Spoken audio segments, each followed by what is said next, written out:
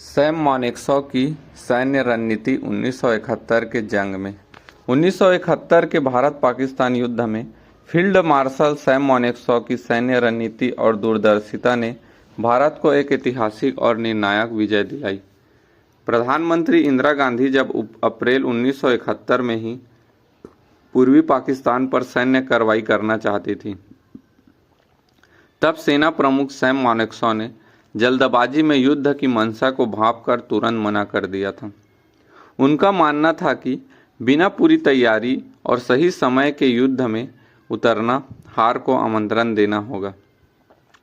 उन्होंने प्रधानमंत्री से कुछ महीनों का समय मांगा और अपनी अनूठी रणनीति से युद्ध का नक्शा ही बदल दिया। मानेकशॉ की इस महान जीत की रणनीति के प्रमुख बिंदु निम्नलिखित हैं। पहला, मौसम और भौगोलिक परिस्थितियों का सटीक आकलन। अप्रैल के महीने में पूर्वी पाकिस्तान, अब जो बांग्लादेश है, में मानसून की शुरुआत होने वाली थी, जिससे वहां की नदियां उफान पर आ जाती हैं और दलदली जमीन में सेना और टैंकों का आगे बढ़ना नामुमकिन हो जाता है। मानेकशॉ ने रणनीति बनाई कि युद्ध सर्दियों में यानी कि नवंबर और दिसंबर में लड़ा जाए। इस समय हिमालयी दर्रे बर्फबारी के कारण बंद हो जाते हैं, जिससे चीन द्वारा पाकिस्तान की मदद के लिए उत्तर में हमला करने का खतरा पूरी तरह टल गया। दूसरा, मुक्ति वाहिनी को प्रशिक्षण और गुरिल्ला युद्ध। सैम बहादुर ने युद्ध से पहले मिले समय का भरपूर उपयोग किया।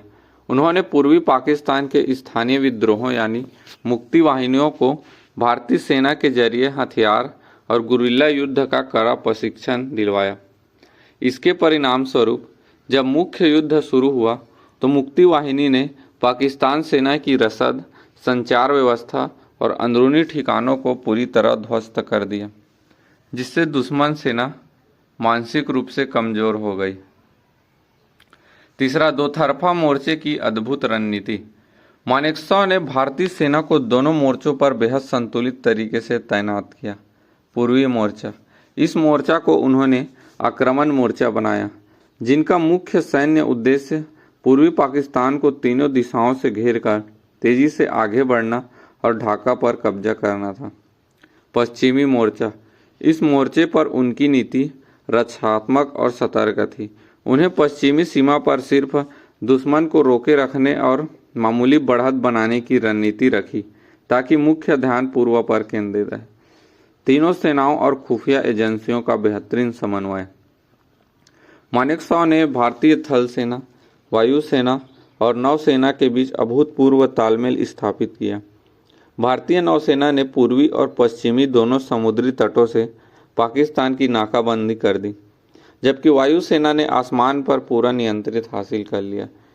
इसके साथ ही खुफिया एजेंसी रॉ के साथ मिलकर उन्होंने दुश्मन के हर कदम की सटीक जानकारी जुटाई। मनोवैज्ञानिक युद्ध और ऐतिहासिक आत्मसमर्पण। युद्ध शुरू होने के मात्र 13 दिनों के भीतर भारतीय सेना ने ढाका को चारों तरफ से घेर लिया।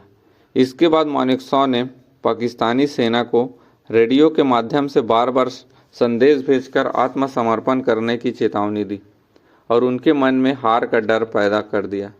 इसी मनोवैज्ञानिक दबाव का नतीजा था कि 16 दिसंबर 1971 को पाकिस्तानी जनरल ए.के. नियाज़ी ने अपने 93,000 सैनिकों के साथ भारतीय सेना के सामने बिना शर्त आत्मसमर्पण कर दिया। यह द्वितीय विश्व युद्ध के बाद का सबसे बड़ा सैन्य आत्मसमर्पण था।